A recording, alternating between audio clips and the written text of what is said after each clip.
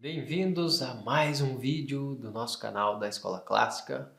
Hoje eu quero responder duas perguntas bem básicas, que uma delas é: qual a diferença entre o latim clássico e o latim eclesiástico? Certo? Essa é a primeira diferença. Essa é a primeira pergunta. Segunda pergunta é: qual estudar? Qual desses latins, né, dessas duas variações da língua latina, tá? Qual dessas duas variações da língua latina devemos estudar primeiro, ou convém que estudemos primeiro? Bom, respondendo à primeira pergunta, nós temos que primeiro compreender a origem dessas duas variações do latim. E para falar sobre essas variações do latim, primeiro de tudo eu preciso caracterizá-las como não muito distantes uma da outra.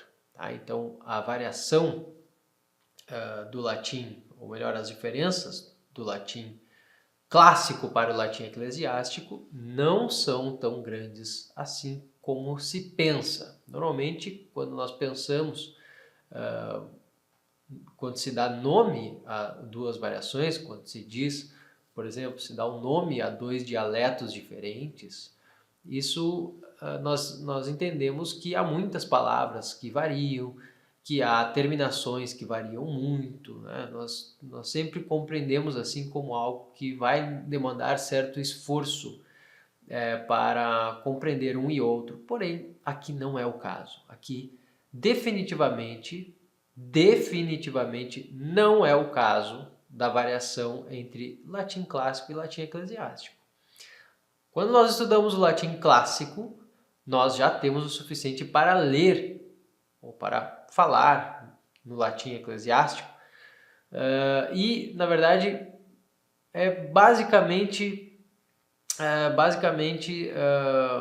não há diferença nessa escrita. Tá? Há algumas diferenças que podem gritar mais aos ouvidos.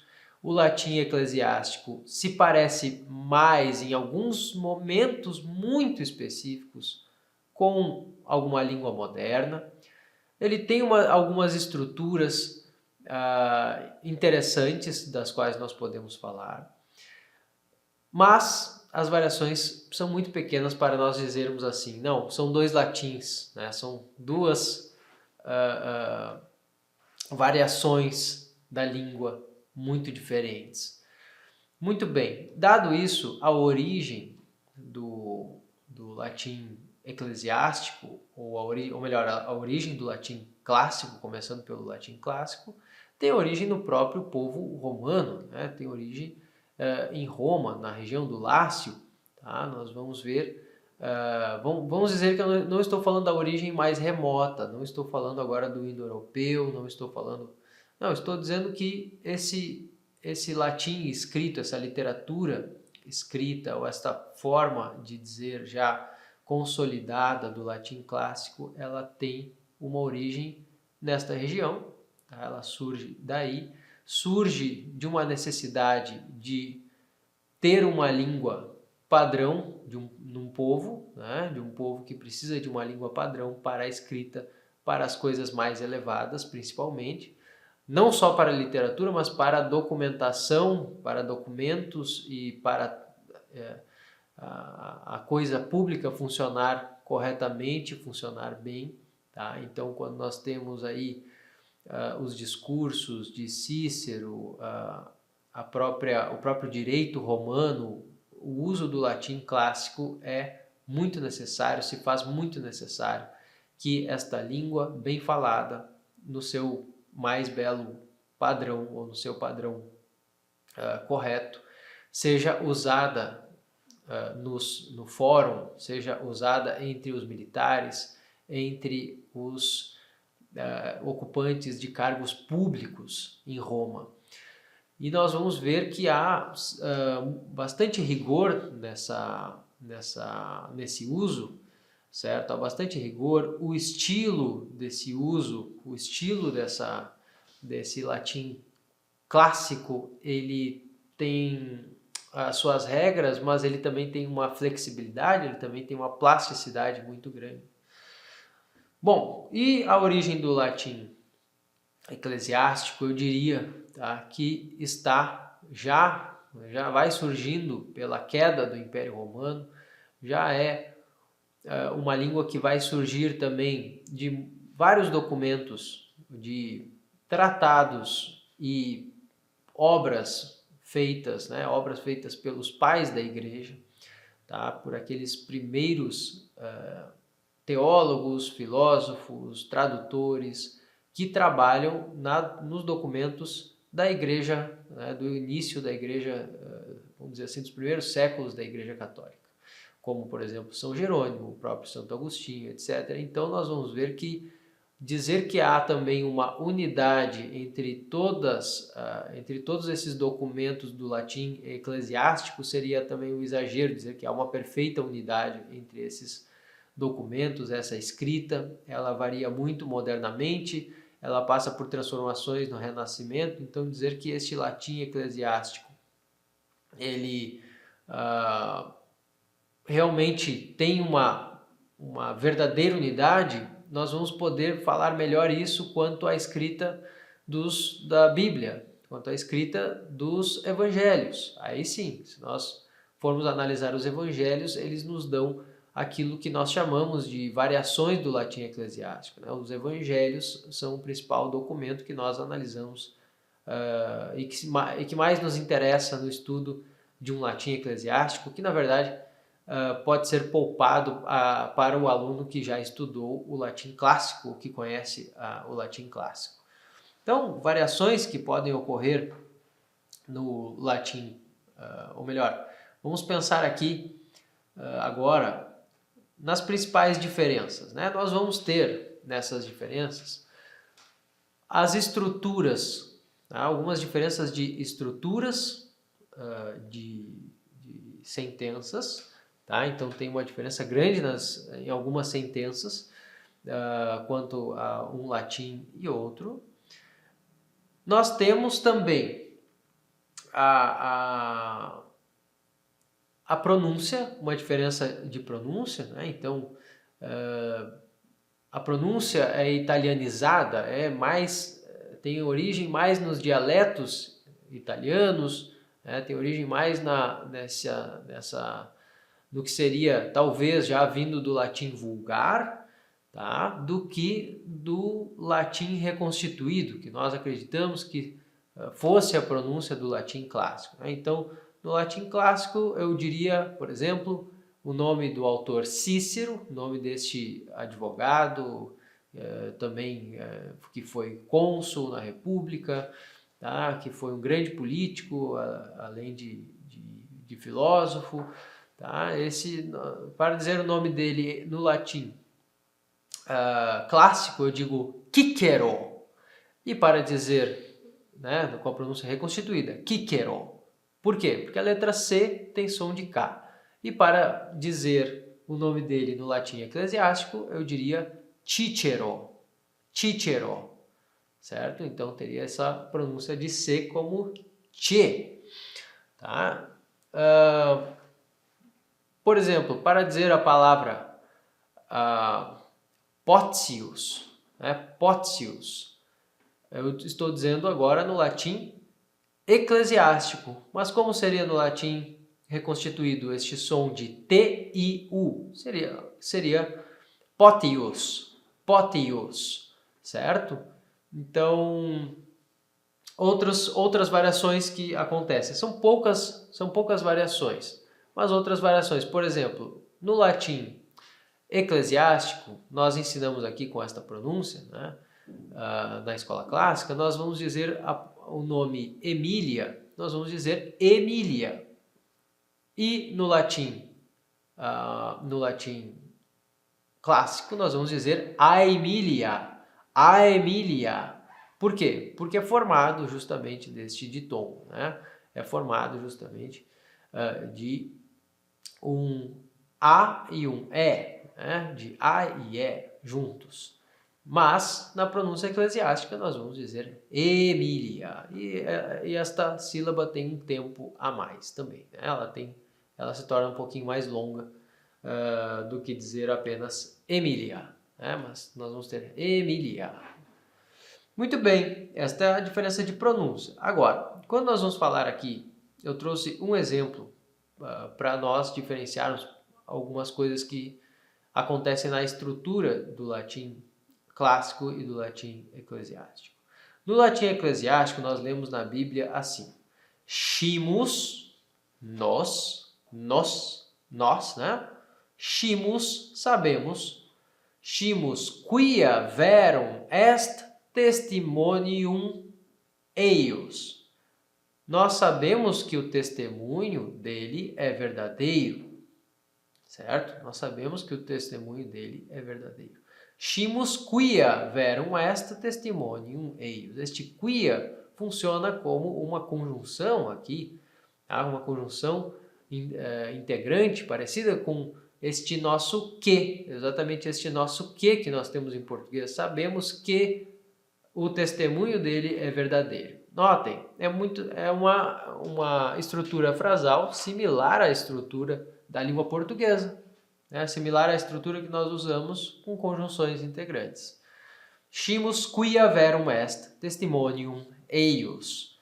Scimus testimonium eius verum esse. Agora, eu li no latim clássico, para ficar melhor ainda, na pronúncia do latim clássico, na pronúncia reconstituída.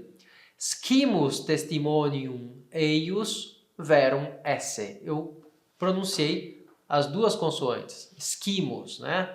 Que dá no latim eclesiástico, na pronúncia eclesiástica, esse som de SC, scimus, né? Scimus e aqui scimus. Então, do verbo scire ou scire, tá? Saber, né? Nós sabemos. E no latim clássico, nós não vamos dizer quia verum est testimonium. Nós vamos dizer scimus testimonium verum esse. Notem, as palavras mudam. Na verdade, aqui eu tenho quia verum est testimonium. Aqui nós não notamos a diferença de variação de terminação, porque é a mesma no nominativo e no acusativo. Porém, eu adianto a vocês que na sentença quia verum est testimonium, eu tenho duas palavras no nominativo. Então, eu tenho aqui verum e testimonium, são palavras neutras no caso nominativo. Agora, em scimus testimonium verum esse, eu tenho aqui testimonium e verum no caso acusativo. Por serem neutras, fica igual no latim. Mas, nós temos de saber, para utilizar aqui para criar esta sentença no latim clássico, eu vou usar de dois acusativos nesse caso, e vou utilizar o verbo, que é o verbo est, vou utilizá-lo no infinitivo, esse, ser. É como se eu dissesse assim, ó, sabemos o testemunho ser verdadeiro. Sabemos o testemunho dele ser verdadeiro. Não podemos dizer isso em português assim. Eu só estou usando isso de exemplo para que vocês entendam, né? Então, sabemos o testemunho dele ser verdadeiro. Isso seria uma estrutura do latim clássico. Agora, no latim eclesiástico já fica mais parecido. Sabemos que é verdadeiro, que verdadeiro é o testemunho dele. Aqui disse até na mesma ordem. Também temos, além disso, uma variação no sentido das palavras, né? Uma variação semântica. Nós temos também contrações em algumas palavras. Nós temos verbos, poucos verbos que se contraem, tá? Que são contratos do latim clássico para o latim eclesiástico. Eles perdem algumas sílabazinhas, né? Então, por exemplo, como, se não me engano, amaverat, né? Então, amaverunt, amarunt, nós temos, né? Amaverunt, amarunt. Então, nós temos aí esta perda de V neste verbo, tá? Desta sílaba, perda de uma sílaba aí. Nós temos também a variação semântica, como falei. Então, quando nós dizemos eclésia no latim clássico, quando eu falo eclésia, eu estou falando de um templo, ou de templos em geral, que tem sinônimo edes. Agora, quando eu falo eclésia no contexto do latim eclesiástico, eu estou falando da Igreja Católica ou da Igreja de Cristo. Quando eu falo, por exemplo, salos é um exemplo interessante. Salos é sempre o sinônimo de saúde, tá? De saúde, bem-estar, realmente, no latim clássico. Agora, salus no latim eclesiástico já tem o sentido de salvação, uma salvação que se recebe de Deus. Assim como gratia no latim clássico pode ser tanto algo prazeroso, algo bom que se recebe, ou assim como um favor, pode ser um favor que se recebe, nesse sentido de algo que nos favorece. Agora, a graça, a gratia no latim eclesiástico, né, gratia já tem o sentido da graça dada por Deus. Então, é quase o mesmo sentido, mas aqui é uma graça específica. E nós vamos ter exemplos assim como peccatum, por exemplo. Tá? Peccatum no sentido mais de erro no latim clássico, agora no latim eclesiástico, peccatum já tem o sentido de um erro diante de Deus, certo? Um erro contra Deus, né? Uma falta contra Deus. Basicamente, são essas as diferenças. As diferenças são nuances semânticas, né? São muitas vezes, né, uma segunda, é quase como se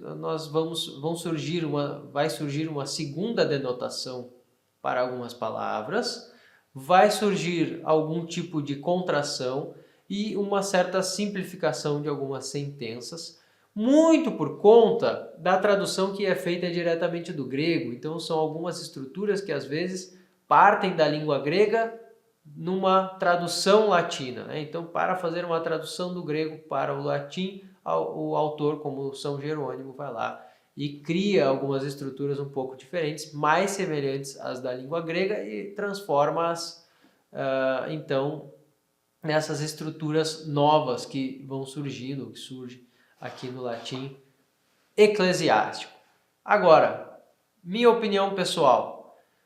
Primeiro de tudo, estudar o latim clássico. Estudar o latim clássico nos dá o acesso completo ao latim eclesiástico. Tá? Nós não temos problema.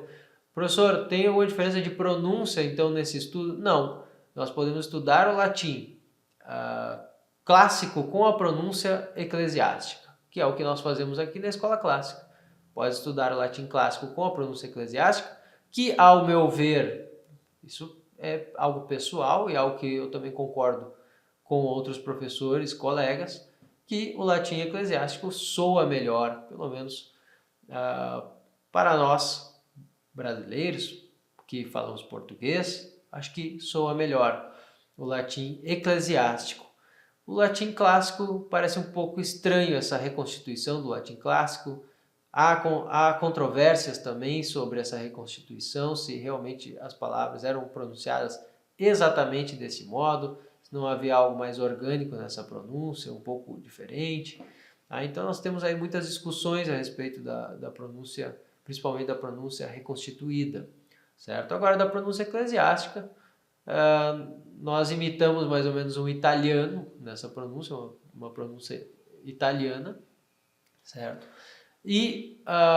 O italianizado, e nós podemos estudar então o latim clássico com a pronúncia eclesiástica sem problema algum. Isso não faz a mínima diferença, nem mesmo para ler poesias. Então as poesias não perdem a sua métrica ao lermos no latim eclesiástico. E quem disser que perde é porque está esquecendo talvez de pronunciar corretamente no latim eclesiástico, porque se nós pronunciamos corretamente não vamos perder nada, certo? Então essa é uma ideia sobre isso. E a segunda coisa é que o latim clássico nos dá formas, nos dá tantas formas, estruturas frasais, estruturas dessas sentenças que nós lemos, que elas nos dão aí todo o repertório necessário para entender o que está acontecendo, para compreender as sentenças, as construções do latim eclesiástico também. Um é até, vamos dizer, mais rico em termos estilísticos do que o outro, né?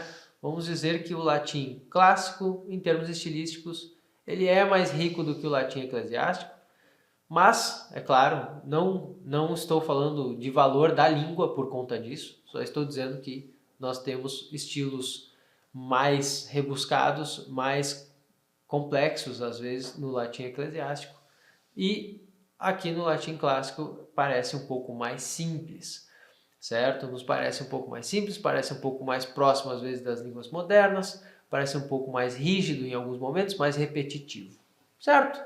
Mas isso não impede que seja um latim capaz também de explicar, de descrever o que precisa descrever, etc. Muito bem, essas são as diferenças que eu gostaria de apontar hoje. Tá? Espero que tenha sido útil a vocês. Qualquer dúvida podem deixar aqui nos comentários, podem também acompanhar outros vídeos da Escola Clássica, acessar o nosso site, acessar os nossos cursos, nossos conteúdos, vocês vão ver aí, acredito que nós temos até alguns artigos a respeito desses assuntos, sobre pronúncia, sobre a diferença dessas variações do latim e também do grego. Muito obrigado e até um próximo vídeo.